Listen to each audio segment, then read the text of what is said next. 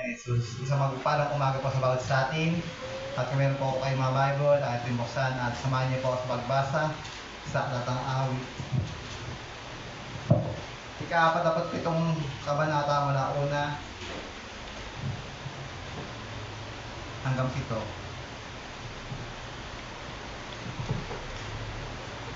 Magdiwang ang lahat ng manilikha, kung malakpak kayong may awit at tuwa. Bilang pagpupuri sa Diyos ng dakila, ang Diyos na si Yahweh kataas-taasan. Ay dakilang haring dapat katakutan. Siya'y naghahari sa sangkatauhan. Tayo'y pinagwawi sa lahat ng tao, sa lahat ng bansa'y namahala tayo. Siya ang pumili ng ating tahanan, ang lupang minana ng mga hinirang. Umakyat sa trono ang Panginoon Diyos, hatid ng trompetang malakas ang tunog. Masayang sigaw ang pinasuog. Purihin ng Diyos, siya ay awitan. Awitan ang hari, siya ay papurihan. Ang Diyos, siyang hari ng lahat ng bansa. Awit at purihin na manilikha. Purihin po ang Panginoon sa pagkakabasan ng kanyang banat mga pagsalita tayo ganun na Panginoon, aming Ama na sa langit ng pinamapangarihan sa lahat. Dahilan Diyos, mabaging Diyos, buong Diyos, palang Diyos, mapanghimalang Diyos, mapanghimalang Diyos, pangpan na Panginoon Jesus. Pinupuri ka namin sa samba at pinasalamatan. Masabi po, Panginoon, sa umagang ito at muli niyo po kami nagsama-sama pa kayo, Panginoon, ay aming sambahin. Masabi po, Panginoon, sa mada ng bagay na ginawa, patuloy ginagawa sa iyong mga buhay. Masabi po, Panginoon, patuloy yung kumikilos at gumagawa sa iyong mga buhay. Masabi po, Panginoon, at patuloy po inaayos at binabago ang aming mga buhay.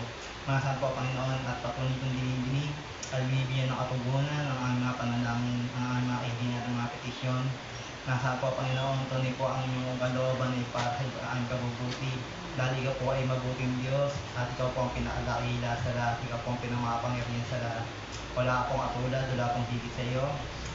At di ka po nagbabago noon, ngayon, magpanampaman. Ikaw po ang hari ng mga hari, ikaw po ang Panginoon, mga tanong ko po ang Diyos ng mga Diyos. Kailangan marapat-dapat namin sambahin at kailangan marapat-dapat ng buong namin ng pinamata sa mga puri. At sa umagang ito, dahil po na yung Panginoon, patuloy mo po kami na pagpalang samahan, gabayan at paunahan sa pagsamba sa lugar na ito. Dahil po na Panginoon, patuloy ko yung mapuspos ng mga punuan ng berapasensya na sa aming pag-aawitan, hindi maayos po ito. Dahil po na Panginoon, yung Espiritu, patuloy malayo mo kayo sa mga galagitnaan. Patuloy mo mausap sa bawat sa amin, patuloy nyo kayong turuan, paglahoban, patayagan. Lalo po sa mga panahon ngayon, nababat ng samaan, ng ihirapan at bulungan na po sa bansa, Panginoon, na nagkakaroon ng alitan ng mga leader, Panginoon. Naniniwala po ng Panginoon, kayo po mag-aayos ito yung bansa, Panginoon, at kayo po magkakasundo-sundo sa mga leader po ng bansa ito. At din po na Panginoon, napaspasin ba ng Espiritu, hindi ko na mga sa amin. Kaya po na Panginoon, ng karoon ng kapangyarihan, ng bawat sa panlalabas sa ibig, upang lubusan po na yung maunawaan ng mga pahalagin na sila sa amin. Alam po na Panginoon na magbus po sa amin kinakagalingan at panibagong kalakasan. Ang inaan po namin Panginoon ang isang matagumpay na pagsamba sa umaga ito, ikaw po ang may taas, malawalhak pa po yan sa aming lagnan. At kumakitis na sa amin at dalangin, sama tayo sa mapangyarihan ng Panginoon, bugtong na si Yeso Cristo na yung Panginoon, daan ng nanubos, ng dakilang mga gamot na baligtas sa hari at Diyos ang ay mabuhay, at pag tayo magsaling Amen.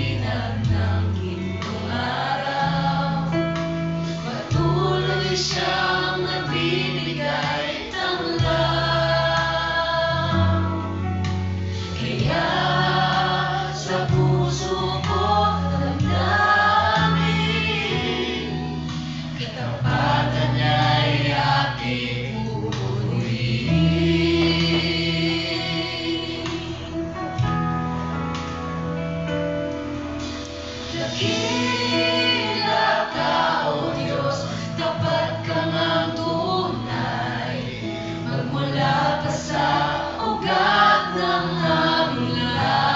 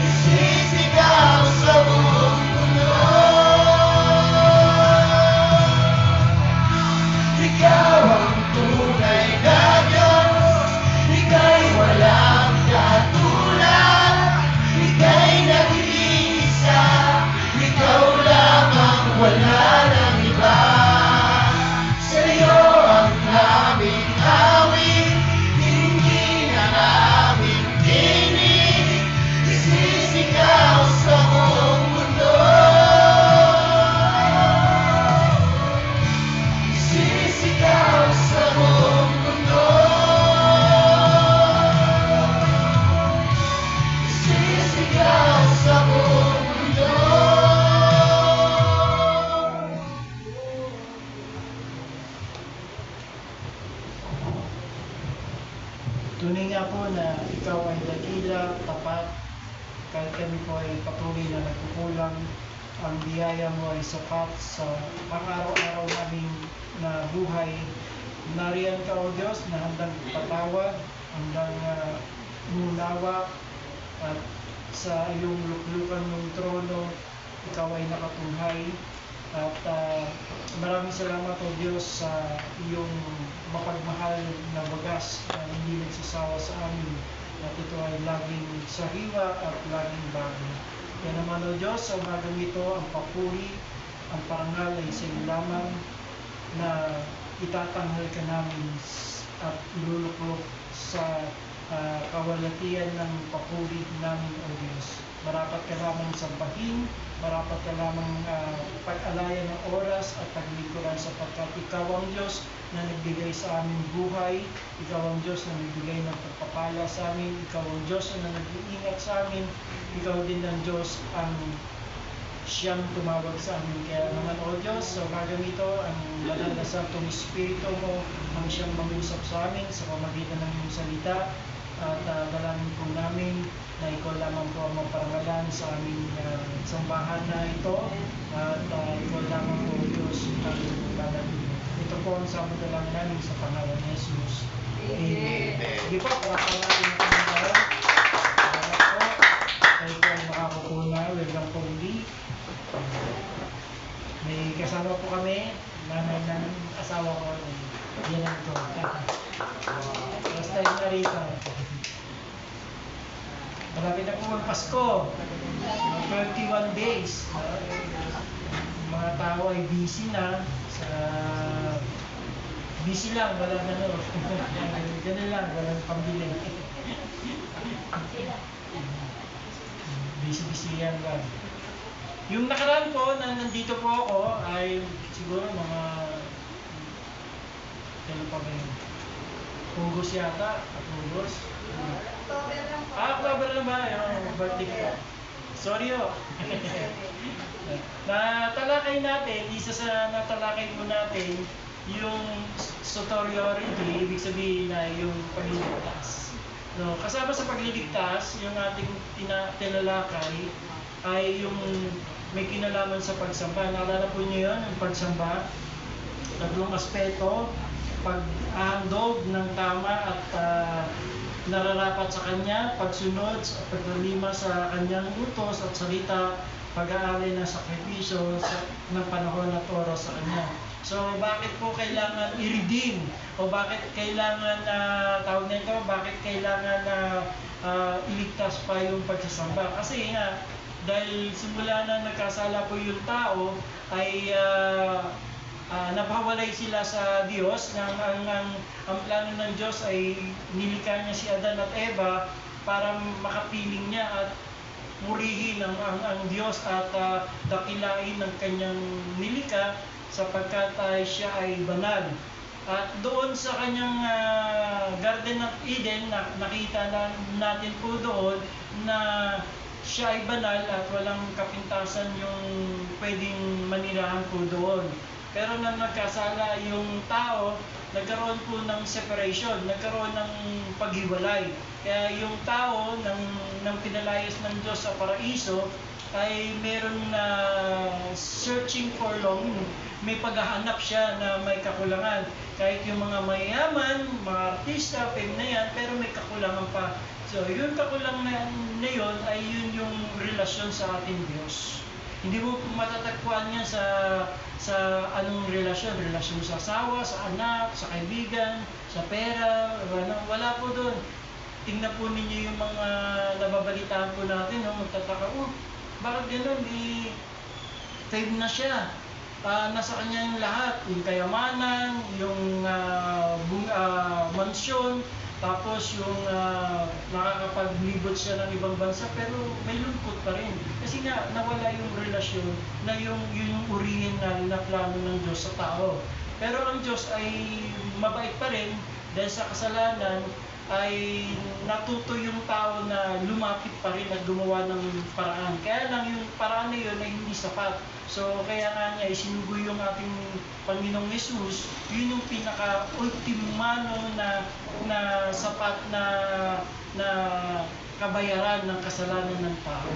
No, hindi natin mababayaran yung kasalanan na ating mga ginagawa o pagkukulang, pero yung pagtanggap natin sa ating Panginoong Hesus, yun yung pag umarap tayo, kumakanta tayo, yun yung hindi, ang nakikita ko dyan ay hindi yung kasalanan na kanyang ginawa, kundi yung ginawa ni Kristo na kanyang tinanggap. At may kinalaman din yun yung pagsamba. Kasi darating yung panahon, nakikita natin yung problema sa ating mundo. Ano yung problema ng mundo? Yung politics. At hindi lamang yung politics, kundi yung pagsamba may kinalaman. Kasi yun yung pinakahuling sinyalis, ang pagsamba. Bakit, Pastor Mike? Kasi darating yung time, kapag ang politics ay napakagulo na, may tatayo. At ang yung tatayo na yun, yung sinasabi ng Panginoon sa Revelation, sa pahayag, na siya yung Anti-Kristo, na angkinin niya yung pagsamba. So may kinalaman pa rin sa pagtubos ng Diyos ang pagsamba. Kaya nga, ang tao ay naghanap ng tao, tayo, mga Pilipino, hindi pa tayo na-discover, balik tanong lang po tayo ay animist. Pag sinabing animist, tayo sumasamba sa anito, sa ribulto, sa himpapawid, sa hangin, sa dagat. Kaya makikita po ninyo yung mga tribo pag sa mga bundok, lalo na yung sa pinost ko dun sa FB, yung sa Mayuyaw, nakapunta na po ako dun yung sa malapit nila, Apo Wangud, malapit lang din yung pag nakita niyo yung post ko sa wall ko, yun, iinan ako doon kasi nagkaroon ako ng privilege na nag-seminar kami doon, yung pinagalingan kong pastor doon, ni church before, is mga doon pag sinabing taga Maynila ka, talagang ang doon, mapalad pa tayo dahil may communication tayo. Pangalawa, mapalad tayo dahil meron tayong masasakyan doon. Lakad lang yun, mga kapatid. Hindi nila kinakatamaran, bundok po yun. Pag sinabing bundok, sabi, saan ka pa galing, pastor? Dyan lang sa pangalawang bundok. Sa bundok yun. Yeah? Pag nakita mo yung place na yun, mas malayo pa kaya Apo Wangud. Talagang nilalakbay nila kasi wala naman tricycle doon. Meron may tricycle, mag-aabang ka ng 2 days bago dumating sa iyo. Kaya mo ba yung mag-abang? Ganito. Hindi. Talagang tuwan-tuwa sila pag ang taga Maynila ng mga pastor ay magkakaroon ng seminar. Talagang talaga sila, nandun sila. Wala pang nagaganap doon, maglalakbay na sila. Ang Sunday service nila, Sunday ng gabi, maglalakbay na sila. Dadali na nila yung gamit nila, tapos yung baon nila. Pagdating doon sa church, doon na sila magkakain. Gusto ba ninyo sumama doon? Sasama ko kayo doon. No? Kaya lang, mandalang yung sikmura nyo. No? Pag ang manok doon kasi bawal din yung blood ay lumabas. Yung tinatawag na pinikpikan. Ano, paano patayin yung manok? Papaliin lang siya. No. Pag nagluto sila, wala nang tinatanggal yung bituka, nandun lahat yun. Tawag na ito, appetizer lahat. Manok, bituka, nandun lahat yun, pati ulo, walang linis-linis doon. Gusto ba ninyo yun? Pero alam po ninyo, dahil doon ay sumasamba rin din sila sa Diyos na totoo, na talagang excited sila na pumunta doon sa iglesia. Tayo, di nga tayo makapaglakad di ba? Pag doon, di ka pwede doon. Yung kasama nga namin doon nauwaw Pastor Mike, hanap tayo ng kasi mahilig siya ng RC. Sabi ko pa, kabundukan to, maghahanap tayo ng RC. Pero yung mga tindahan naman doon, di naman yun talagang liblib na talaga yun. Tabi mong kali yun, tapos yung doon, yung namumulo doon na isang babae. No? Yun, mga tinatawag na red hunters lang, yung mga lahi nila. Pag sinabing red hunters, pag ikaw ay bago ka lang, puputulong ka nila yung ulo as souvenir. Mga red hunters po yun. Pero naborn na rin sila. Salamat na lang dahil may mga Kristiyanong missionary na nagpunta doon. Pero yung bundok na doon sa Mayuyaw yun, halos lahat doon mga born again Christian. Pero kung gusto niyo pumunta, sabihin lang po ninyo, makipag-connect tayo dito sa aking ninong na bishop dito sa Kalawaan, Pasig, si Bishop Ariel Buneda. Ganun, nagluto kami. Pero ako, nagbaon ako talaga nun. Nagbaon ako ng sa Pinas. Sabi ko, hindi ko kaya talaga. Kaya sinabas ko talaga pero nagtatago din kami sa kwarto. Doon kami kumakain. Talaga hindi mo maano eh. May mga balat-balat pa nga namin. Pero ganun yung luto nila. Pero sa kanila, maligaya na sila. At doon, nagsamba kami. Kung paano sila sumamba sa Panginoon. Mas latest pa sila doon, mga kapatid. Dito, mga luma yung tinutugod doon, Hillsong doon. Yung magtataka doon, bundok, pero Hillsong doon. Tayo, nauuli kaysa sa mga bundok. Kasi sila, very concerned sila sa mga awitan. So, ano sila, kaya lang yung tono, iba, may pagka-igorot na may pagka halo-halo eh. So, ganun, kaya nakakatawa po sila, nakaka-bless po sila. Medyo bata pa po ako doon. Magkasama na po yata kami ni Barbie. Hindi pa yan, hindi pa kami magkasama nung punta po. So, doon din nakatira si Carrot Man. Si Carrot Man yung sumigat na may dala-dala ka. Doon din nakatira. Kasi yung mga doon, bundok na yan, mga Christian. Well, anyway, may kaugnayan yun sa pagsamba sapagkat ganyan ang gagawin ng Antikristo. Aakunin niya yung pagsamba. Tayo, ang religion natin na Roman Catholic, yung mga pagsamba natin, kala natin pag tayo magdadasal sa Ribulto, kay St. Mary, di ba? Kay St. Peter, kay St. Andres, kung sino-sino mga saint, tapos yung Rosario, yun yung way ng pagsamba noon. Pero yung tinuro sa Bible ay Espiritu, sambahin natin ng Espiritu at katotohanan ang Diyos. Ang pagsamba nila, yung pag-aalay ng handog. Dahil yun yung kaligayahan, akala nila yun ang kaligayahan ng Diyos na pag-aalay ng yung Diyos-Diyosan yung pag-aalay ng mga bata, ng mga babae ng berhen, na maputi, papatay nila. Di ba, pag nakapanood kayo ng Apocalypto, di ba, yung Mel Gibson, yun yung mga tatanggalin yung puso at i-offer nila sa Diyos. Kasi yun yung pananaw nila, nakala nila, yun yung pagsamba sa Diyos na kinikilala nila. Sa atin, binalikan lang po natin kasi napakalaga yun. Kaya nga sinabi sa Quezon City, ang huling mga sinyales na pagparito ng Panginoon, magkakagulo talaga yung government, yung politics. Sapagkat pag nagkagulo na yan, may tatayo na isang leader, kikilalanin siya sa buong mundo at siya yung magiging at yung pinaka-sentro doon ay sa Jerusalem. Doon siya uupo and then pag umupo siya, magre-require siya, papasukin siya ng ni Satan na dapat sambahin ng tao ako sapagkat ako yung Diyos. So ito ang pinapakita ng Panginoon na ang pagsamba ay mahalaga sa Espiritu at kato. Kaya tayo nang maborn again tayo, kaya kung bakit tayo pumapalakpak, nag-aawitan, is sinabi din natin sa pag-aaral yung way of gratitude. Pag sinabi yung the way of gratitude, yung pasasalamat mo, di ba? At ang pagsamba hindi lamang po sa awitan. Katulad dito, pag yung awitan, walang instrument, ay wala na, ayaw ko nagpunta dito sa church.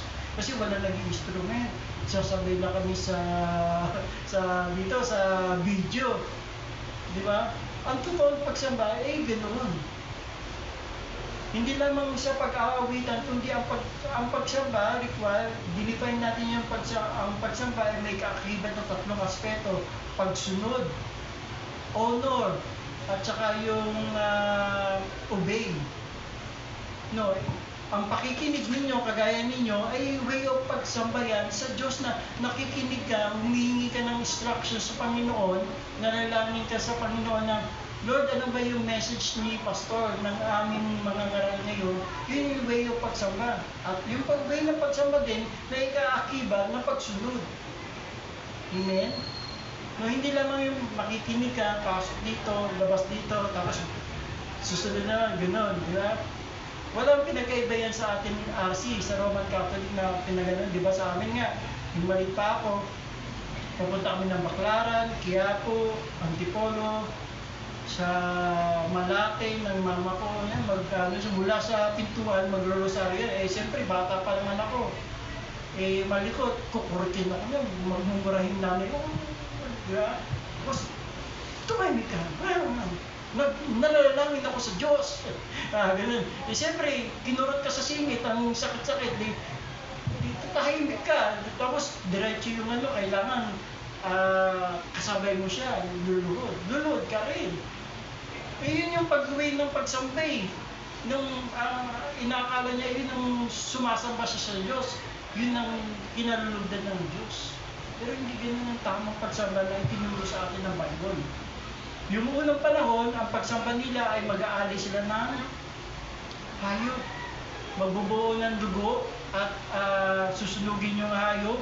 And then, pag ang uso kayo umakyat, na-please ang Diyos. At hindi basta-basta hayop ang pagsamba nila, kundi yung the best. The best. Diba? The best. Ibig sabihin the best, itong pinakamainam. Hindi, bigay mo na yan kay Lord. Yung pinakapayat, yung may sakit, yung mamamatay na, isang bulati na lang para bigay mo na lang kay Lord yan. Hindi ganun. Hindi matatanggap ng Lord yun. Kailangan the best. Amen? Kaya pa tayo, pag nagbibigay tayo sa offering, tithes and offering, kailangan the best. Bakit tayo magbibigay? Sapagkat siya yung Diyos na nagbigay ng buhay sa iyo, siya yung Diyos yung nagbigay sa iyo ng hanap buhay, siya yung Diyos nagbigay sa iyo ng lahat ng bagay na tinatamasa mo. Yun yung pasasalamat natin sa Diyos, yun yung buhay ng pagsamba doon. Pero nang naglaong panahon ng ating Panginoong Jesucristo, ay nag-iba na yung way of worship.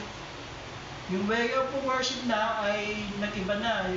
Magsamba tayo, kahit saan tayo ay pwede tayo magsamba na hindi lumuluhod o umarap sa rebulto, kundi direkta na sa Diyos na pwede kang umano sa pamagitan ng kapitan. Yung Espiritu, kaya na-compose yung mga kanta, is yun yung pasasalamat niya, yung dakilang katapatan, di ba? Pag ikaw ay kumakanta, kailangan daming mo yung lyrics na, Lord, nangyari sa akin to.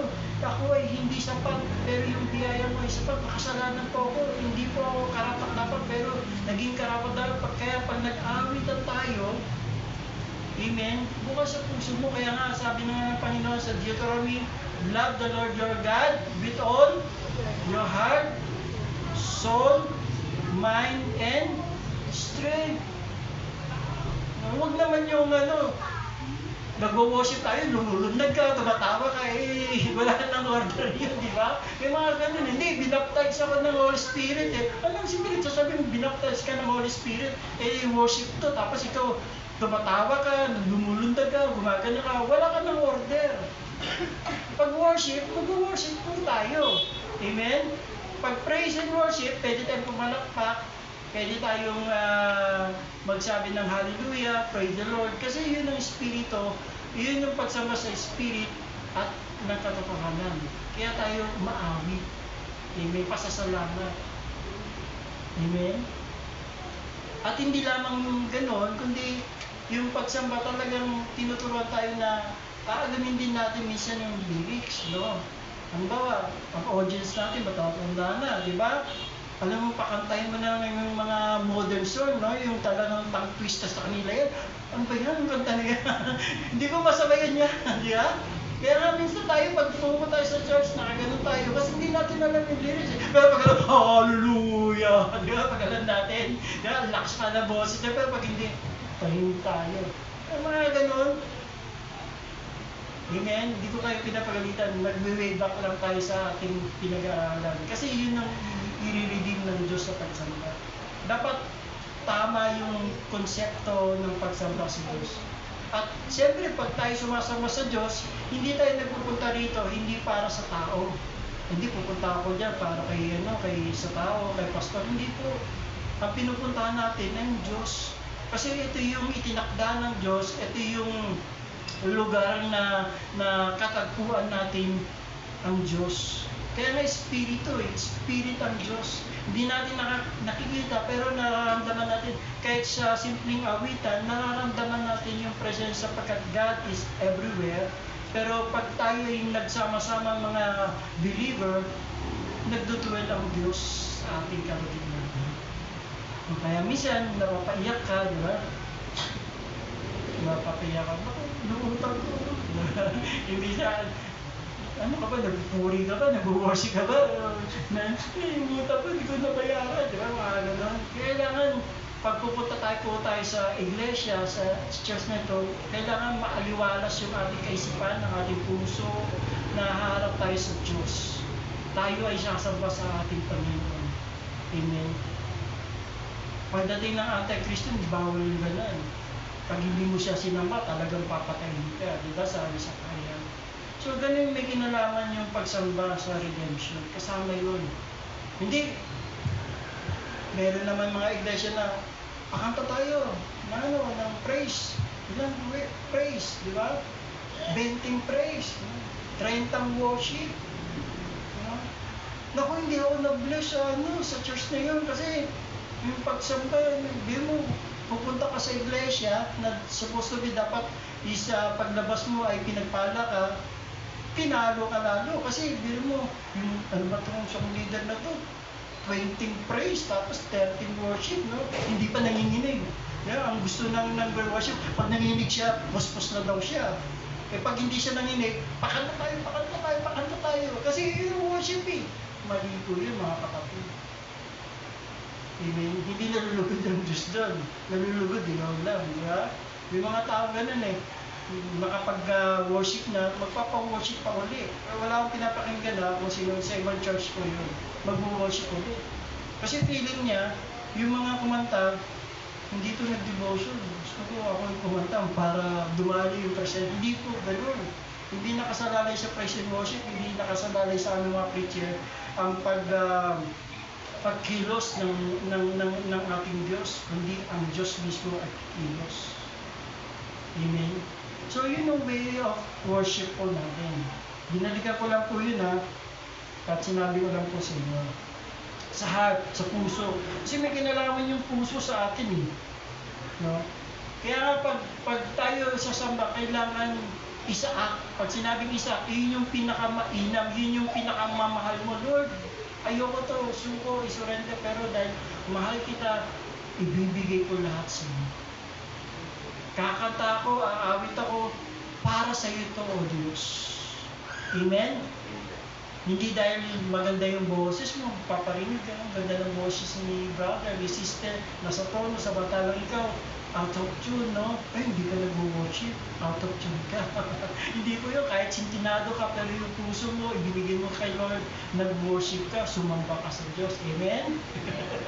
Yung iba kasi tulad ako, dati, frustrated po ako, talagang sumasabay kasi sintinado yung boses ko talaga. Ngayon, medyo sumasabay pa Hindi talaga ako tinawag din sa pag-awit. Sumasabay ako, narinig ng isa, Brad, huwag ka nang sumabay sa amin kasi medyo alangan ka. Alangan yung boses mo, no? Nagano ako, sabi ko, Lord, ganun ba talaga? Gusto ko lang mag-worship sumabay sa inyo Ibig sabihin, wala na pala ako sa kalooban mo kasi yun ang sinasabi nila hindi po ganun sa Lord. Kahit sintonado ka, kahit yung mga pusa, nag-aaway yan pag kumakanta ka. Yung mga aso, nag-aaway yan pag kumakanta ka. Dahil ang dinig nila parang, may mga ganun na mga aso kumakanta. Nagtatamulan niya. Pero pagdating sa Panginoon, dinig ng Panginoon, wow, ang ganda ng boses ng anak ko. Galing sa puso, with all the heart. Amen? Kaya pag tayo pupunta dito, wag po tayong taon nito.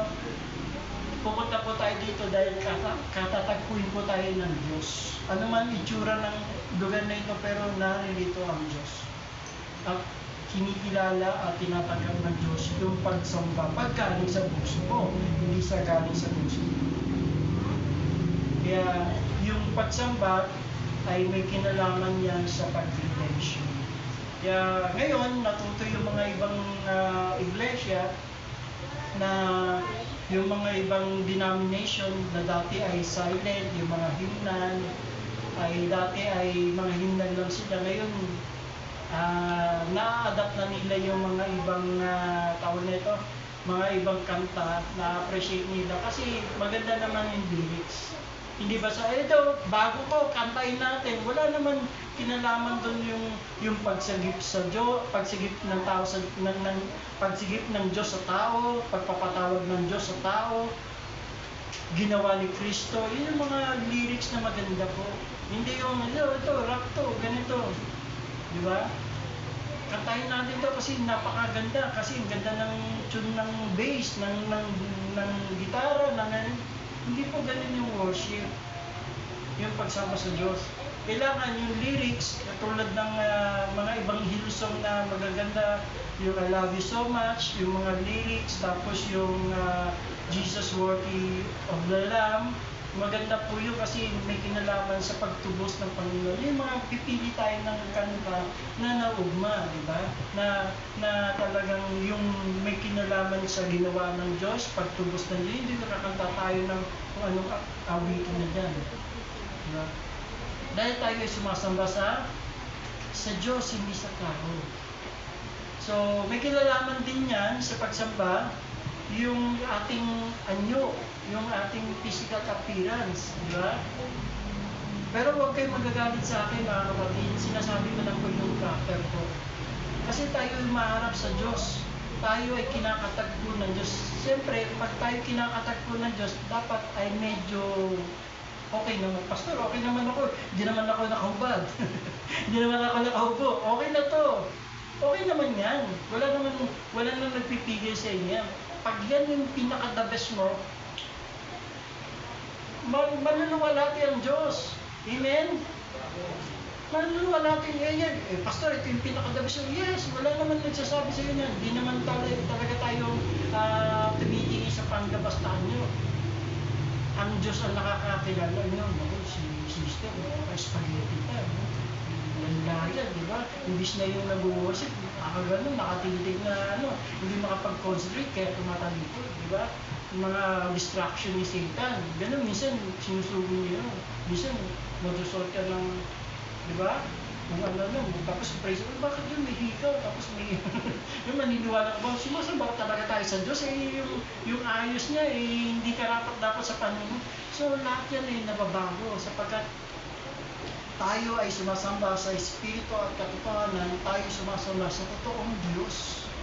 Yung mga INC nga, Iglesia ni Cristo, pag sumamba nakita na ba kayo na INC? Kumpara niyo yung sarili niyo sa INC. Nakita na ninyo yung punta na kayo niyan, simbahan nila. Jehovah, di ba? Nakita na ba kayo ng mga ganun na Bakit? Kasi tinuro na ang kanilang mga ministro, kayo ay pupunta sa iglesia, ang katatagpuin niyo ay Diyos. Pero hindi naman porket nakabis kayo ng nakabarong kayo, saka pupunta, may lamay ba? Nakabarong ka Hindi, sasamba ako sa Diyos.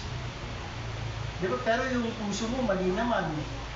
Mas gugustuhin pa ng Panginoon na okay na yung kasuotan mo, pero tama yung puso. Amen? Pero wag naman yung laging ganun. Hindi.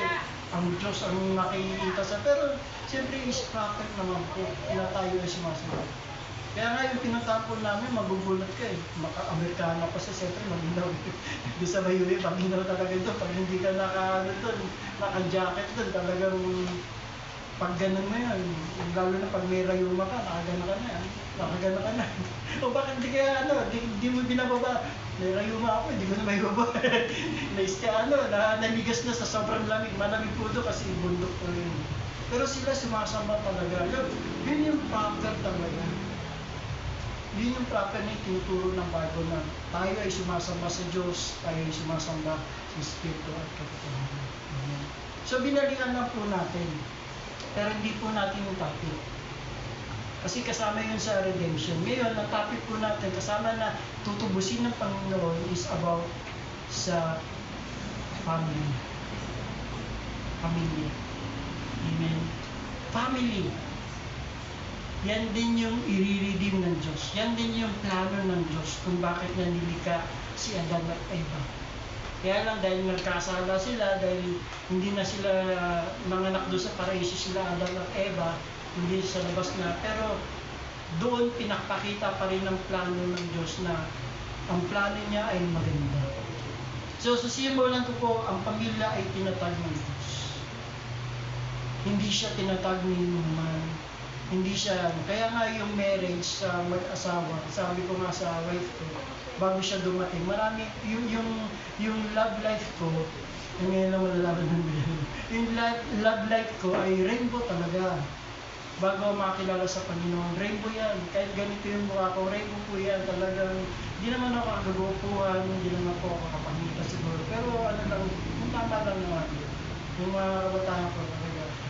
Pero, kay Lord ako yon, kay Lord ako dati. Nang lumis ako ng landas, eh doon nagsimula yun. Talagang ang dami ng nakarelasyon ko. Pero lahat yun, itinumba ng Panginoon. Hindi yan para sa iyo. Si Virgie, para sa iyo. Iwatasan na kami, iwatasan. Iwatasan yun. Hindi ganun, para siya talaga. Nag-pray po kami talaga kasi ilang taon na po ako kasi ayoko maranasan sa life ko kasi yung mother ko at father ko ay broken family. At hindi lang basta broken family kundi tawag nito yung pinakatatay ng tatay ko magkaiba rin sila ng pamilya. May kapatid siya na iba sa yung lolo ko. Pero yung lolo ko talagang mistizo. Ano siya, tawag nito, may lahing Espanyol. Espanyol yung lahi po namin. Kasi pag inanin yung Merales, may mga Espanyol lang. Napunta siya sa lola ko. Yung lolo ko, ano naman siya, magician siya. Yung lola ko, yung asawa niya, ay ano siya, mambabarag. Nagtagpo sila. Pero dahil sa ipinanganak kami ng tatay ko, so, broken, sabi ko, Lord, ayoko po yung maranasan na magkaroon ng broken family. So, nag-pray talaga ako. Kahit naging Christian ako, nag-pray, may nililigawan ng pastora, talagang layo pa ako ng Bulacan to Antipolo. Ganun. Sabi ko, Lord, sino ba talaga naman? Hanggang sa inano si Virgie sa akin ng Lord. Na-meet ko lang siya sa text. Ay, ka sa text. Bola-bola konti. Nabola siya. Hindi, sabi nga ng anak ko, dati paano yan pag hindi kayo nagkatuluyan? Hindi anak, kung hindi ka magkatuluyan, ipapanganak ka pa rin sa ibang pagkakataon. Pero magkakaroon pa rin ako ng anak kagaya mo. Pero hindi yun yung kaso. Yung kaso ay tinadhana kami ng Panginoon dahil nais ng Panginoon i-establish yung Panginoon. At ganoon din sa Bible, yung family. Hindi, dahil ito pinili ko, dahil guwapo siya, ang ganda ng mata niya, di ba? Ang sexy niya, di ba? Ngayon, wala na. Dati, color body, ngayon, talagang gym bulag na, di ba? Yung kwarto kapas na. Hindi yun eh. Dahil ang Diyos yung nagbigay sa iyo. Dahil sapagkat ang Diyos, yung marriage ay establish ng Diyos. Ang pamilya ay pagpapala ng Diyos. Amen? Hindi po yan ng ni sino pa man. Kundi pagpapala po ng Diyos yan. Para saan? Para magampanan yung kanyang layunin at matupad ang kanyang layunin. So, sa Genesis chapter 2, verse 7, makikita po natin, buksan po natin yung ating Biblia, nang nilikha na ng Diyos ang langit at lupa, lahat ng pangangailangan ay binigay niya na. At nang nilikha niya ang tao, si Adam, sabi niya rito, verse 7, chapter 2, verse 7, nilikha ng Panginoong Diyos ang tao mula sa lupa, hiningahan niya ito sa ilong ng tao at hiningahan na nagbibigay buhay, kaya ang tao ay naging buhay na nilalang. Pagkatapos, nilikha rin ng Panginoong Diyos ang isang halamanan sa Eden, sa bandang silangan, at doon niya pinatira ang tao na nilikha niya. So, si Adam pa lang yun, nilikha niya. And then, ang Diyos ang magdadala ng asawa at siya ang pumipili para sa atin. So verse 18 to 24, talo na tayo, chapter 2, dahil nandun na lahat, ipinarada ng Panginoon ang mga hayop. Ito, Adam, ito, Panginoon, medyo mahaba yung leeg, mahaba yung hindi bagay sa akin yan, di ba? Kasi pinarada ng Panginoon yung kanyang niligay, na pinarada yung mukhang ito, medyo mukhang tao, pero mabalahibo. No? Pero hindi bagay sa akin yung Lord yan. So ginawa ng Lord dahil nalungkot si Adam, verse 18, pagkatapos sinabi ng Panginoong Diyos, hindi mabuting mabuhay ang tao nang naging isa lamang. Kaya igagawa ko siya ng kasama na tutulong sa kanya at nararapat sa kanya. Sa other translation ay katulong. Yung katulong nito, hindi ito yung, ay, magwalis ka dyan. Hindi ganun yung katulong dito. Ang original na Hebrew yung katulong ay yung katuwang, kasama. Dahil yung binigyan ng atas ay yung lalaki. Amen? Yung lalaki, hindi yung babae. Pastor, maraming mga tanong din, Pastor, paano yung aking asawa weak? Leader yung pagiging weak niya. Dahil ako ay mataas yung aking pinag-aralan. May summa cum laude ako, mayroon akong PhD, no? Meron akong doctorate, no? Tapos yung asawa ko walang pinag-aralan. Sana ako masusunod. Hindi ganun ang order ng binigay ng Diyos. Ang unang nilikha niya ay lalaki. Kaya pag sinabi kang babae, katulong, hindi ka alalay. Hindi ka tulad yung alam po niya sa ibang bansa, sa Japan, ang nagbubuhat doon, hindi lalaki. Kahit sa Korean yata, hindi lalaki, babae. Maraming kargo dyan, babae lahat yan. Mali yung konsepto o pananaw ng iba pagdating sa pag-aasawa o mag-aasawa. Kailangan under ko siya. Di ba, Brad? Tayo ang nasusunod, di ba? Ang pinaka-final, yung misis natin. Ano ba? Okay. Ganun. Pero hindi ganun. Dapat yung lalaki, pag wala yung pag-pray mo, Lord, mali po yung decision niya. Suggestion lang, ganito. Pero kasi, ang Diyos, ang order dito, ang Diyos si Adan. Ang Diyos yung binigyan ng atas, si Adan ang binigyan ng atas ng mamahala, pati sa kanyang asawa. Kaya in-establish ng Panginoon, sino nagdala? Yung mga hayop ba, Adan, ito, pinapadala mo. Hindi, mismo ang Diyos ang nagdala kay Adan dahil nalungkot.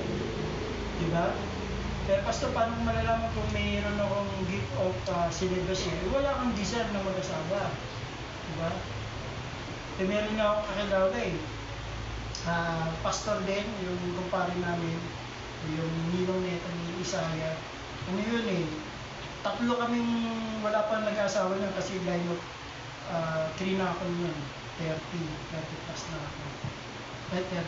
Tama 30. Tapos, yung kasama ko, ganun din. Hanggang ngayon, single pa po siya. Wala pa po siya kasama. Kasi gusto niya si Adan. Hindi, joke lang. Seryoso. Gusto niya si Adan. Wala pa siyang asawa, pastor siya, pero kinumit niya na yung buhay niya.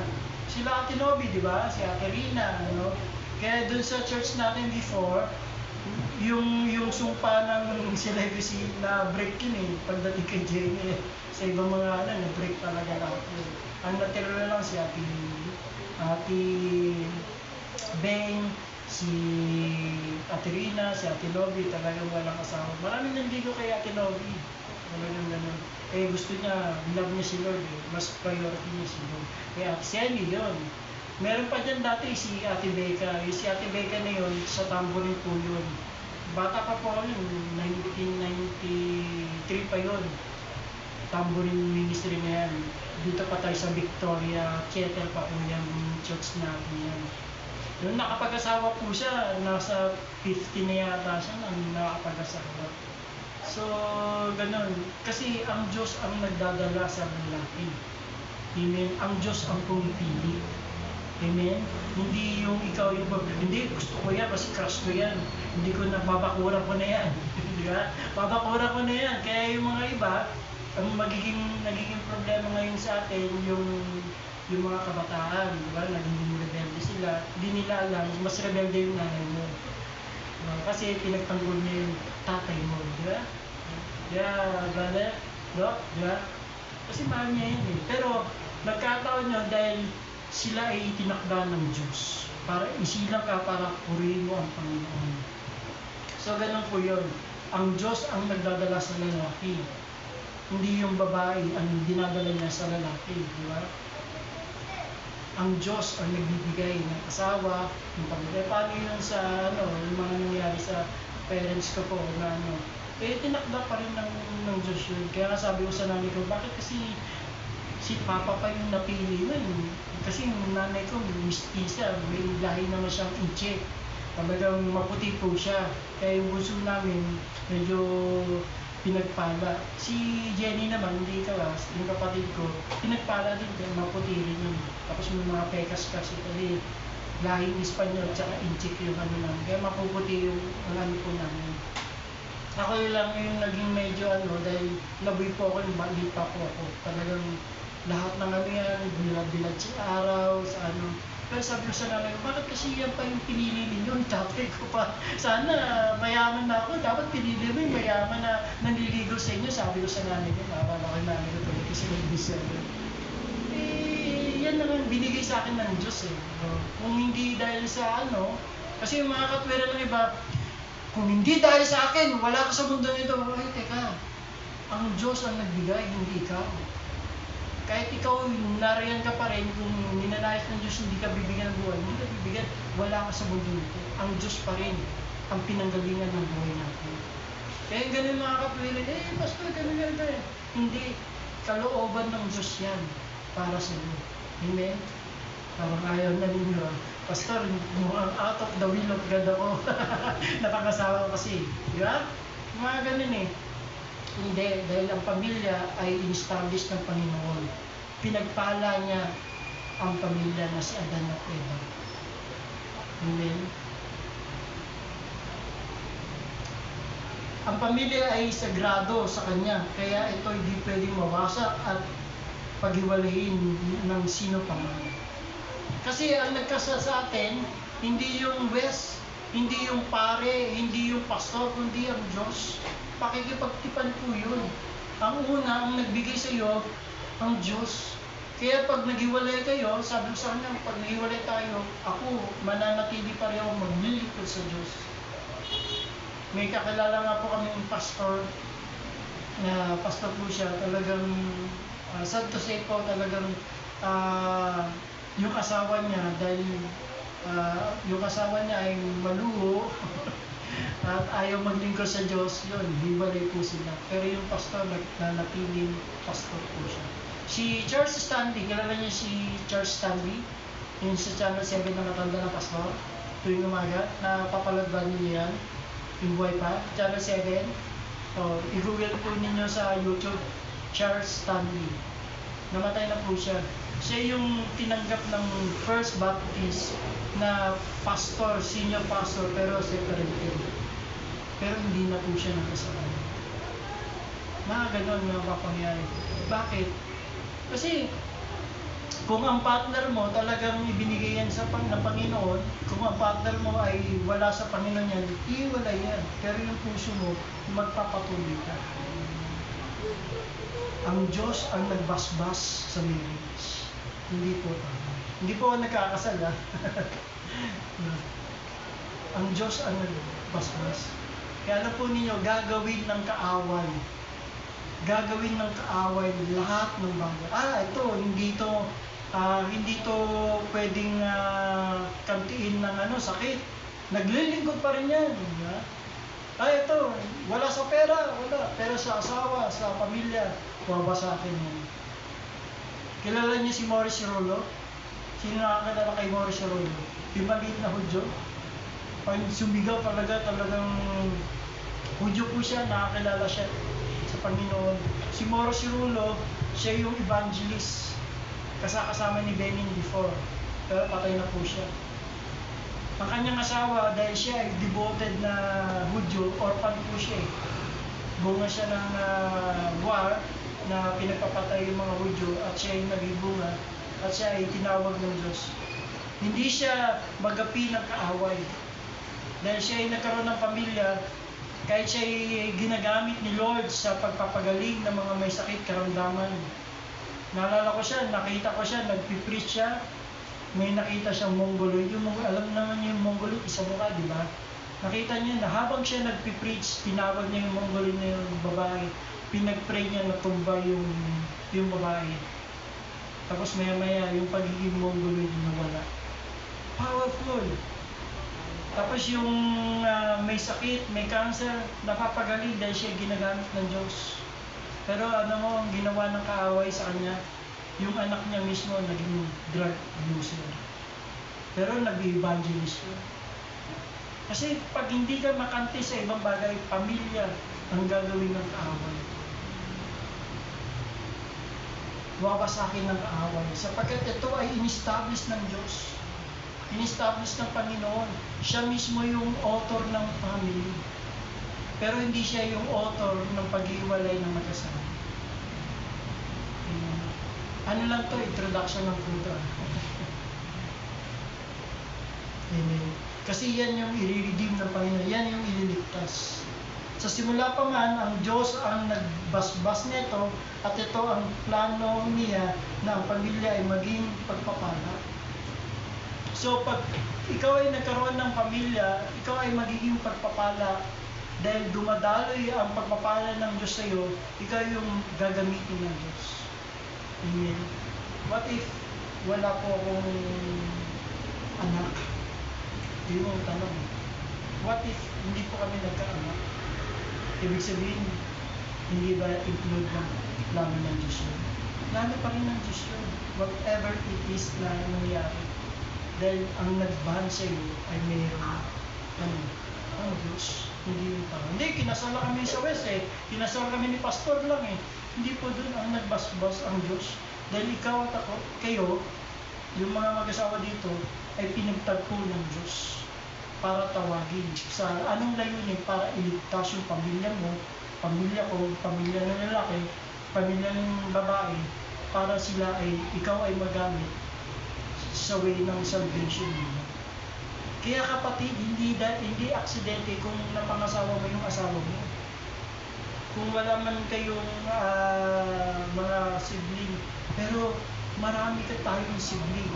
Tayo, yung pamilya natin ay hindi nalilimitahan doon sa pagiging anak lamang. Kundi pamilya tayo, isang pamilya na sagrado na itinakda ng Diyos. Naalala ko yung isang patotoo ng CCF, yung nanay, tatay niya, kapatid niya, wipe out lahat. Kamamatay lang ng nanay niya sa cancer, yung tatay naman niya namatay. Kamamatay lang yung tatay niya mga ilang linggo, yung mga sibling naman niya namatay, na hindi mawalik naman. Sabi niya, Lord, I'm alone. I'm alone. Sabi niya, ako yung nag-iisa lamang. Kristiyano na po siya, parang sabi niya, Lord, suko na po ako kasi parang nagkaroon na akong pamilya pero kinuha mo rin. Parang hindi tama. Alam niyo, nangyari sa kanya, nakapag-asawa siya. Tapos, yung nakapag-asawa siya, then siya ay ban ng church. Ang dami niyang nanay at tatay, mga kapatid. Amen. Tayo, magkakapatid tayo kahit hindi tayo magkakaiba yung magulang natin, pero magkapatid tayo sa pamagitan ng dugo ni Kristo sa krus ng Kalbaryo. Diba? Enough na yun, yung loneliness. No, hindi yun. At darating ng time, pagdating natin sa heaven, di ba? Nabasa ba ninyo sa Bible? May isang babae na lumapit kay Jesus, di ba? Sabi niya, tawagin mo ang asawa mo. Hindi ito yung Samaritana woman, ha? Lahat po kasi yung asawa niya ay patay. Nung nagtanong isang disciple, so 7 yung asawa niya, Panginoon. Pagdating ba sa langit, sino yung magiging asawa niya? Kasi 7 yung asawa niya eh. Dito sa lupa eh. Namatay lahat. Sa langit ba, sino pipiliin? Hindi. Ang sabi ng Panginoon, pagdating mo sa langit, wala nang marriage doon. Amen. Wala nang marriage doon. Makikilala mo siya, as asawa mo, pero yung turi mo, ban na lang. Dito lang yun sa marriage. Dahil ang plano ng Lord, hindi lamang ikaw yung pamilya mong maligtas, kundi yung pamilya na magiging pamilya mo. Ang bawa ako, si Virgie, plano ng Diyos, hindi kami lamang ang maligtas, kundi pati yung anak ko. at yung lahi ni Virgin at yung lahi ko. Yun yung layunin ng Diyos para tayo pagpalain. Ang pamilya ay pagpapala na galing sa Diyos. So hindi aksidente yan. Sabi ko nga, doon na pagtanto, hindi aksidente na napangasawa niya yung tatay ko, ng mama ko. Dahil may layunin ng Diyos. So yung pamilya na yun ay pagpapala na galing sa Panginoon. Yun yung kanyang ililibing. Amen. Maaring wala man kayo, pero may mga anak kayo sa spiritual. May brother kayo, may sister kayo dito, alagaan mo lang sila. Yun, parang maging nanay at tatay kayo. Amen. Kaya nga ako, natutuwa ako minsan, yung mga kakilala ko, yung mga maliliit, yung malalaki na nagpapatuloy sa Panginoon, talagang ikaw na yung nagiging figure ng tatay sa spiritual. Amen. So, yun po yung plano ng Diyos. Ang plano ng Diyos, iligtas yung kanyang pamilya. Amen. Iligtas. Kaya nga sabi ko sa asawa ko, sinasabihan ng Diyos, share ng gospel si Ino, kasi Ino ang tawag namin, magulang na sabi niya. Yung nanay ko, sabi ko nga, naalala ko yung nanay ko. Kasi mag-December na. Yung hinatid ko yung nanay ko, dito pa nag-Christmas sa amin. Christmas, and then bagong taon. And then, yung pagkatid ko, January 2, January 3, namatay na po niya. Pero alam po ninyo, bago siya namatay, sinaran ko. Kasi yung layunin extension, yung family. Kung bakit ikaw nakakilala sa Panginoon, kasi alam po niyo yung buhay. Hindi, mamamatay na ako dito sa ganitong pananampalataya. Bahala na! Si Lord, hindi ganoon. Pag ikaw ay namatay, habang buhay na yun. Tayo, we are living soul. Hindi na tayo namamatay. Ang namamatay sa atin kung ano, itong lupa na to. Na may sakit, karamdaman, may rayo, may cancer. Eh yan ang namamatay, pero yung kaluluwa mo, walang ganyan mga kapatid. Kung bakit ikaw ay niligtas ng Diyos, hindi para solohin mo yung kaligtasan na inilok sa iyo ng Diyos. Dahil ikaw yung representative ng pamilya mo. Kaya pa may gathering ng family, atin kayo doon. Share ninyo ng gospel, ng pamilya niyo, ng kamag-anak niyo. Share ninyo habang buhay pa po sila. Bakit? Sa Luke, pag binasa po niyo sa Luke, chapter, I think, wait lang po.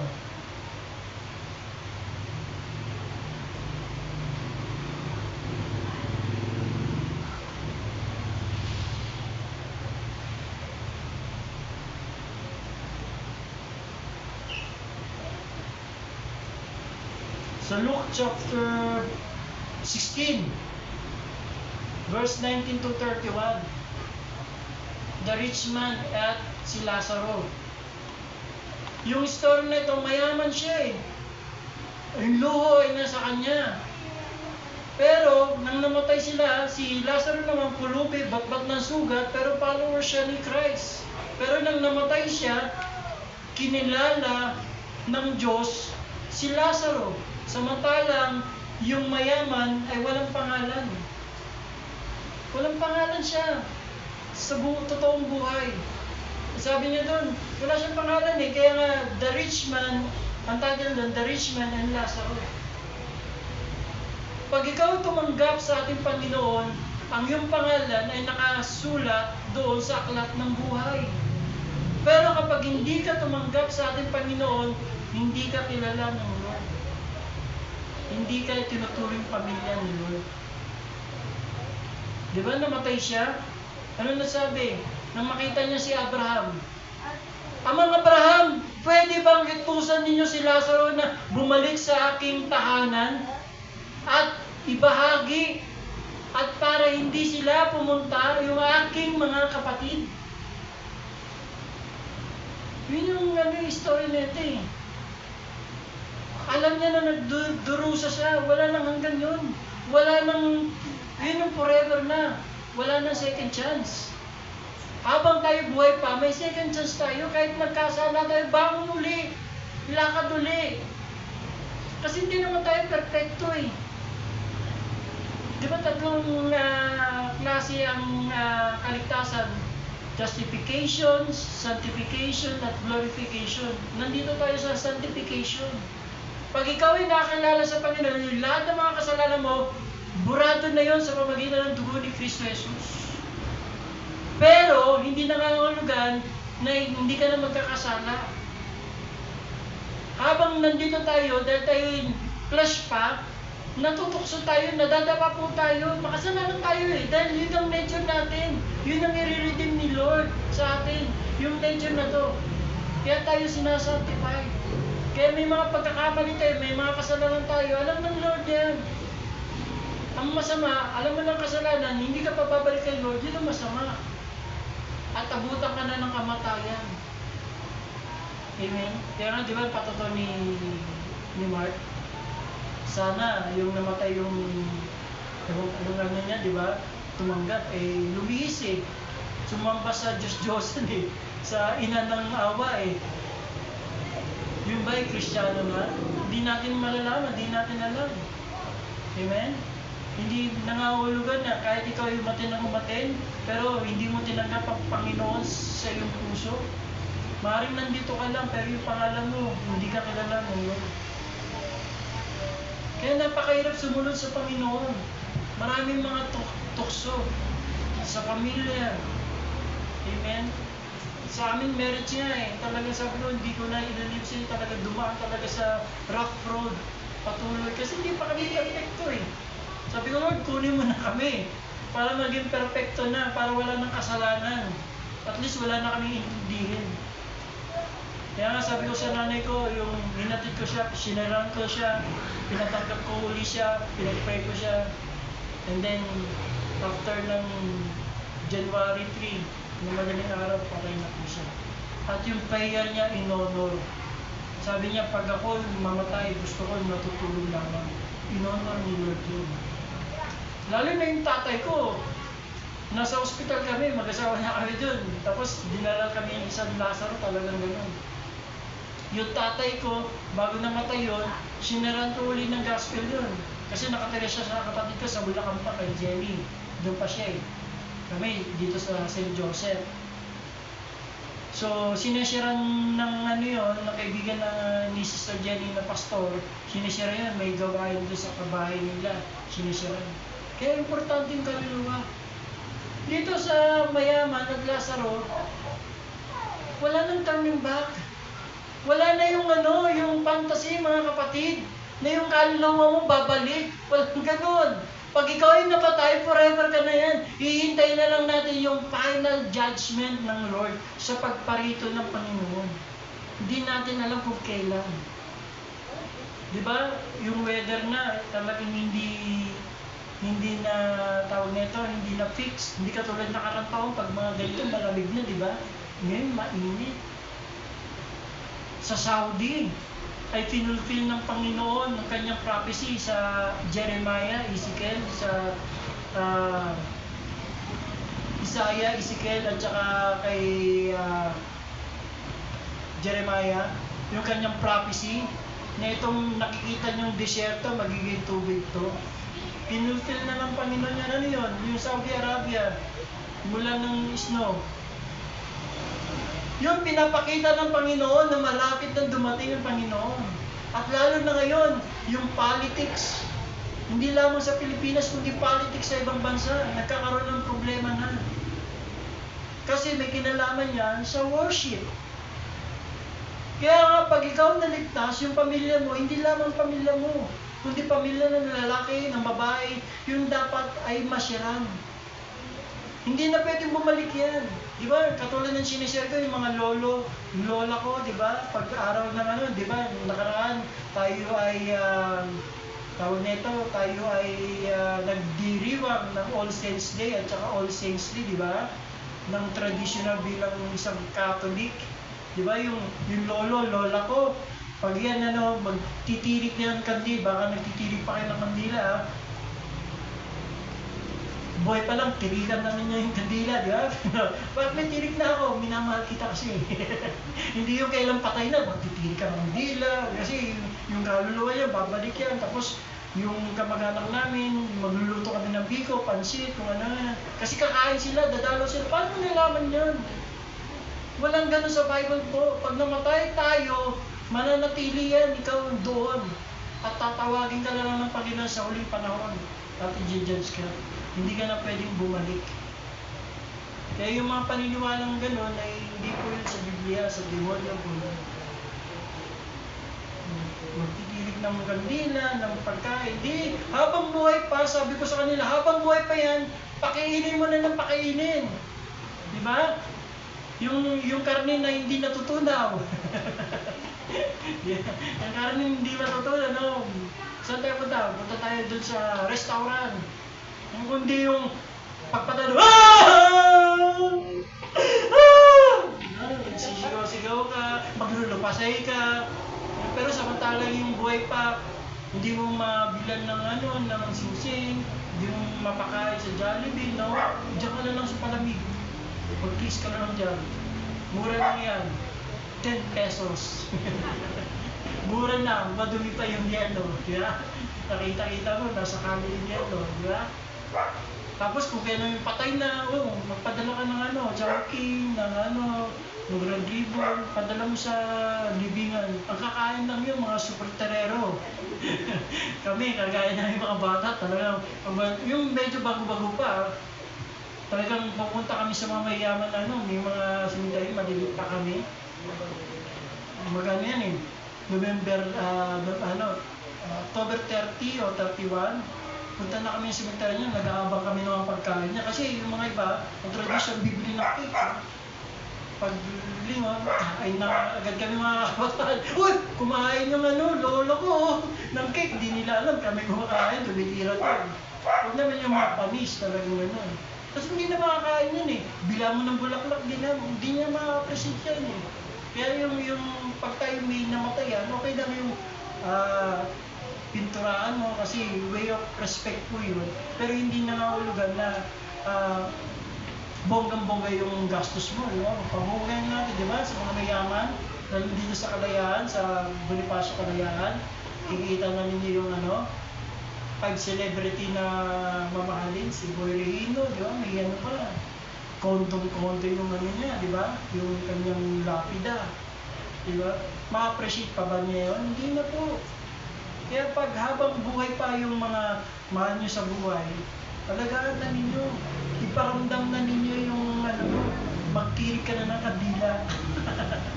Yan, nagtirik ka na. Ba't yung tirik to?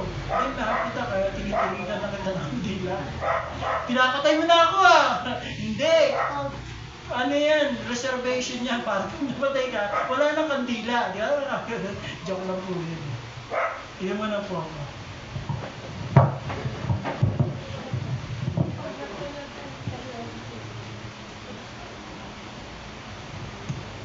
Kaya habang buhay pa po yan, mahal mo sa buhay, ipasyal mo na yan. Ipasyal mo na ng yan, Boracay, kung may pera ka, di ba? Hindi yung nandito na tayo sa Boracay, hawak-hawak mo yung mga labina, yung mga sinunog na. Hindi ganun, di ba? Habang buhay pa yan, sabi ko nga sa asawa ko, habang buhay pa si Inno, papasyal mo na yan sa mga kasi darating po lahat tayo doon sa kantungan ng tao ay kamatayan. Pero tayo mga believers, hindi tayo natatakot sa kamatayan. Natatakot ba kayo sa kamatayan? Hindi. Gusto mo na muna.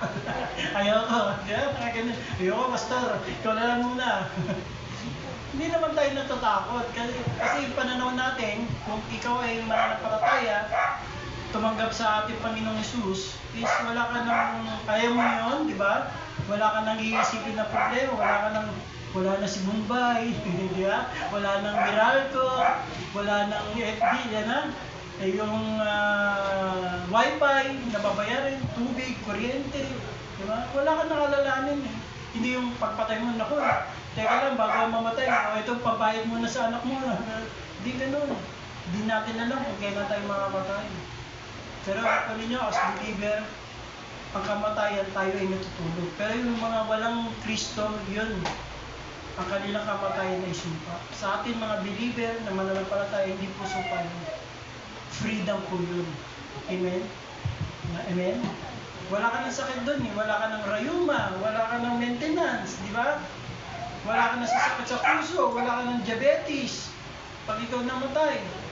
Amen?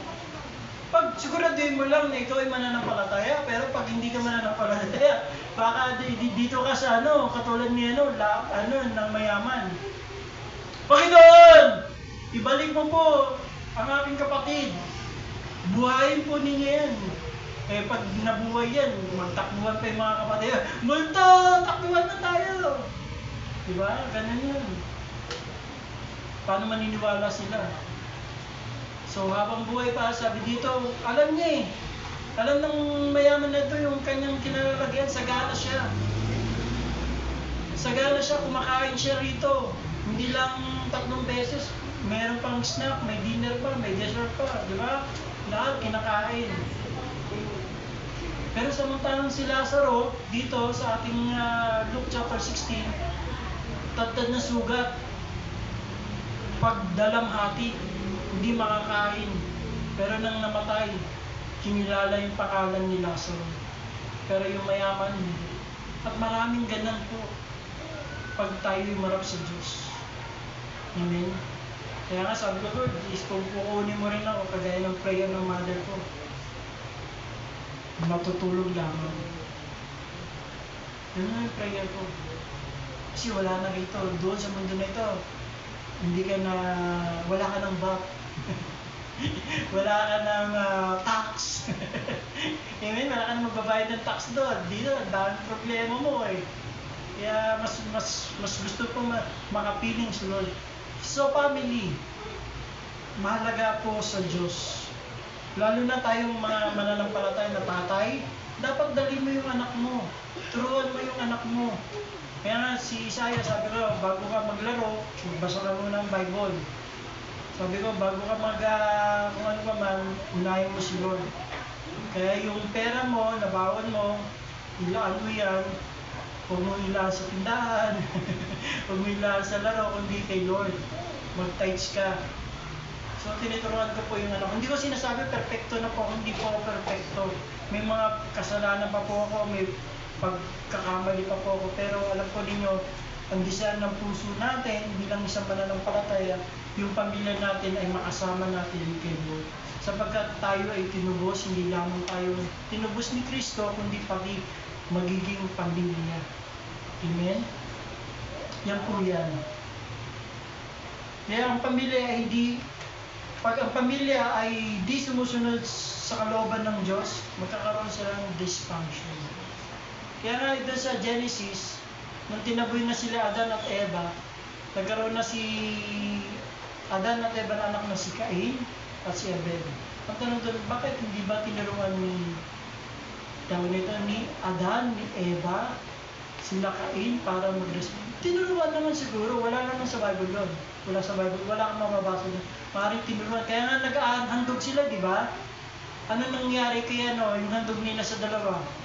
Kay Cain, hindi kinalugdan ng Panginoon. Nandun pa yung grace ng Lord sa kanya eh. Kinausap pa ng Diyos, masama yung loob mo. Hindi ko tinanggap yung hain mo, yung handog mo. Kung nararapat yung handog mo, katanggap-tanggap na kagaya mo. Anong ginawa ni Cain? Pinatay niya si Abel. Anong ginawa ni Adan at Eva nung pinatay? Di ba? May tanong dun eh. Natanong na ba ninyo yun sa Bible? Ako tinatanong, Lord, anong ginawa nila Adan at Eva? Hindi ba nila hinahanap si Cain? Hindi ba hinahanap ni Adan at Eva si Abel ng pagkamatay? Kasi sila yung first family. No? Kasi kapag hindi tayo sumunod sa kalooban, mangyayari. So ito ay introduction lamang sa mga susunod. Kasi alam po ninyo yung kaligtasan, napakahaba po yan. Ito nga, tinatalakay natin, napakahaba. Family pa lang yan, introduction na. Family sa Old Testament. Anong ginawa? Tinuruan ba nila? Siguro tinuruan. Dahil meron tayong sariling pagpapasya at desisyon, kumakausap pa rin ng Diyos. Nagbibigay pa rin siya ng extension, nagbibigay pa rin siya ng palugit na tayo ay makilala pa rin sa Panginoon. Amen? So kapatid, hindi aksidente kung bakit ikaw ay naririto. Hindi aksidente kung ikaw ay nagkaroon ng pamilya. Yan ay pinagpala ng Diyos. Amen. Yung pamilya po na binigay ng Diyos, pagpapala po yan. At ikaw yung gagamitin ni Lord para kung ano yung natatanggap mong kaligtasan, yan ang ibabahagi mo sa Panginoon. Amen. So, tayo po lahat ay manalangin sa ating Panginoon. Dakilang Diyos, aming amang nasa langit, salamat po, O Diyos, sa aming pagtatalakay. Napaka-importante yung pamilya, sapagkat ang pamilya ay, ito ay kalooban mo. Ikaw ang nagbasbas nito. Dalangin ko po sa pamilya na ito, sa iglesia na ito, kami, O Diyos, ano man ang uri ng plano ng kaaway para wasakin ng pamilya na ito, dalangin ko po, O Diyos, ay patuloy mo kaming protektahan, patuloy mo kaming ingatan sa lahat ng plano ng kaaway. At ito ay hindi mangyayari sa amin, sapagkat ikaw ang Diyos, ikaw ang pamilya namin, O Diyos. Kaya naman, Panginoon, sa aking mga kapatid, ano man ang pinagdaraanan nila sa kanilang pamilya, problema, pinansyal, kalusugan, sa kanilang pamilya, dalangin ko po, patuloy mo silang abutin at tugunin ang kanilang pangangailangan sa pamilya, sapagkat ang kalooban mo ay hindi lamang siya maligtas, hindi lamang po kami maligtas, kundi ang buong sambayanan ng pamilya na yung pinagkatiwala mo sa amin.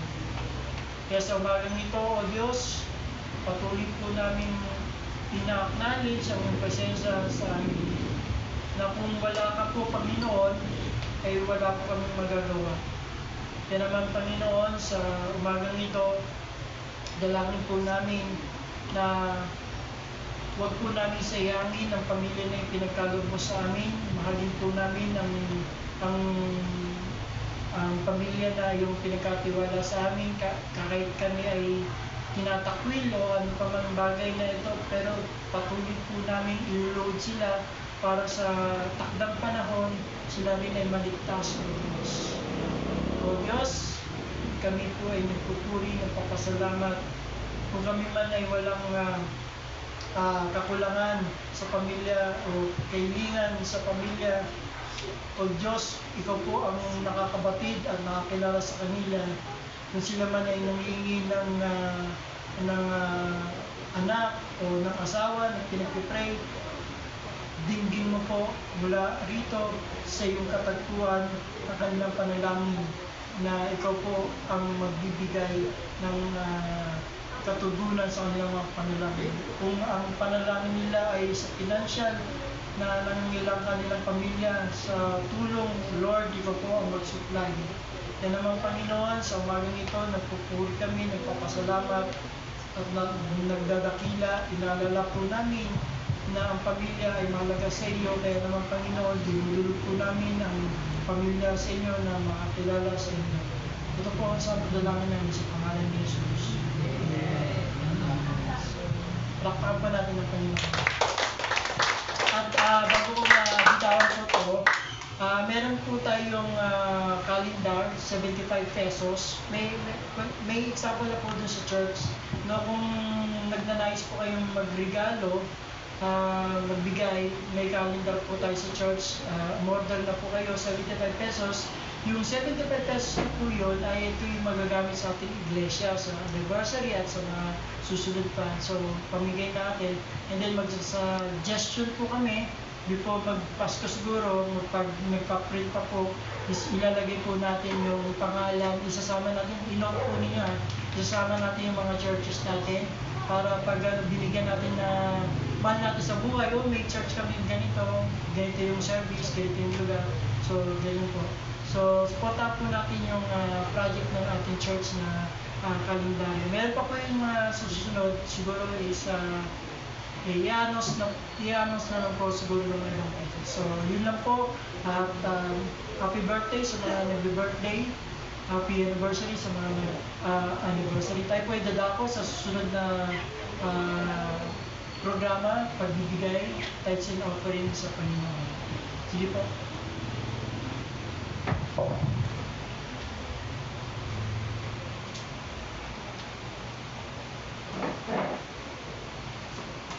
Po, dapat po tayo sa pagbibigay. Hallelujah.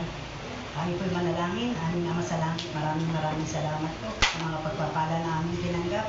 At sa aming pagbibigay, Lord God, tunay po, Panginoon, magamit ito, Panginoon, sa iyong basan. At sa mga pangailangan financial pa, Panginoon. Maging sa aming mga kapatiran na magbibigay, Lord God, ng mga kamay nila, Panginoon, patuloy mong pagpapalain ang bawat tawakan nila ay may pagpapala na din mula sa iyo. Maraming salamat, Ama. Sa iyo po lahat ang papurit pagsamba sa pangalan ni Jesus. Amen. Tayo po'y magbigay. Paalala din po, yun nga sa ticket, may meeting po kami mamaya. Kaya kung gusto niyo po, ngayon pa lang magsabi na po ay sa akin at mairelay ko na rin kay Pastor. Para po sa pag-ano natin. Kasi kailangan na natin mabenta. Para naman sa isang taon yun.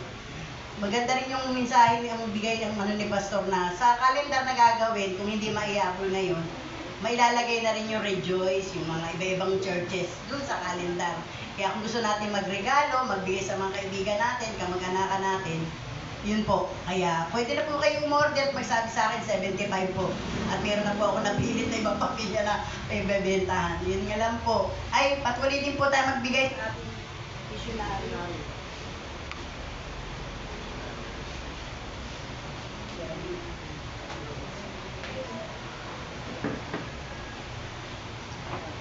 Natin suportahan ang missionary at patuloy din yan, mga iniipon na yan. Tulad nga mamaya, magpapasa na ako ng ating missionary itong buwan na to.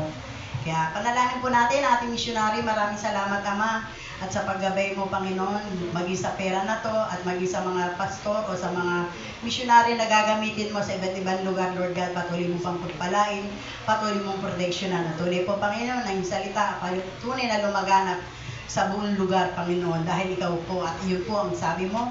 Patuloy kaming mananahan, Panginoon, sa iyong salita. At maraming salamat, Ama. Sa iyo po lahat ang papuri, Ama, sa pangalan ni Jesus. Amen.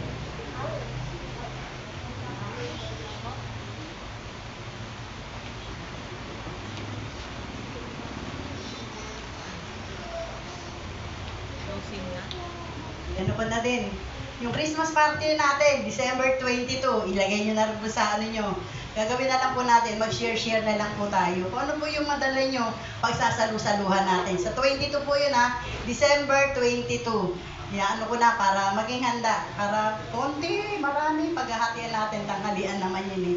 Kaya yun, ayun lamang po. At yung mga balakin pa, kung sino po may mga gusto pang may sabihin o mag-share, sige po, mag-share po tayo. At ako din po, iyaano ko po yung pasasalamat sa mga nag-pray sa akin sa nangyari nung linggo. Natunay talaga napakabuti ng Panginoon. Sabi ko nga, kung hindi ko rin nilakasan ang loob ko, baka natakbo ko ng ospital. Pero napakabuti ng Panginoon. At salamat din sa aming kapatid na lagi nagbibigay ng ulam para sa akin. Lalo ang palya talaga, tinira ko ng tinira. Kaya sabi ko, salamat Panginoon. Kasi may pagkukulang, may mga nangyayari talaga hindi natin alam. Pero ako talaga, nung linggo na yun, nakala ko nga, sabi ko, Lord, wag mo hayaan ako. Ayoko na nga ospital eh, ayoko na. Ang hirap talaga. Nandun kinapos pa ako ng paghinga. Pero unti-unti, hanggang sa inano ko ng manimig, tumaas naman bigla. Tumaas bigla ang sugar ko. Pero ngayon, pati yung vertigo, nababawas-bawasan. Kaya patuloy tayong magdalanginan sa bawat isa. O, sige po, tayo po'y manalangin sa huling manalangin natin. Sa closing prayer, aming Ama sa langit, maraming salamat po sa aming tinanggap na pagkain ng aming kaluluwa, mga intindihin, Panginoon.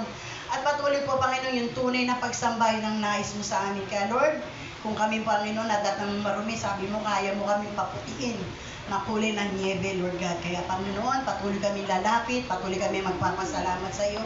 At patuloy namin nanamnamin, Panginoon, ang iyong pangako sa amin. Ano man ang aming dinadanas, tunay ang yung pangako na hindi mo kami iwan, ipababayaan man, Lord God. Maraming salamat po. At sa aming pastor, patuloy mo po siyang gabayan at lahat ng adhikain niya sa buhay, Lord God, maging sa kanyang pamilya, sa kanyang nais, Panginoon, ipagkakaloob mo na sobra pa sa kanyang inaasahan. Patuloy ang protection mo sa bawat isa at sa aming pagsamantalang paliwayo-walay, Lord God. Patuloy mong yayakapin ng bawat isa. At patuloy na makita sa amin na ang Diyos namin pinaglilingkuran ay buhay. Salamat po, Ama. Sa iyo po lahat ng papuri, Ama. Pagsambat sa pangalan ni Jesus. Amen.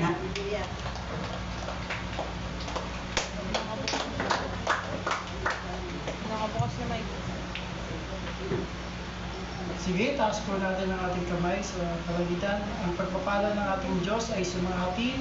Ang pakikipagpisa ng Espiritu Banal ay sumahatin. Hanggang tayo ay datnan ng ating manunubos na si Kristo Jesus na mapayapa at mananagumpay. Tapos na po yung gawain. Mayo po tayo, mapayapa. Magbatihan po tayo, magkamayan. See you on next Sunday. God bless you.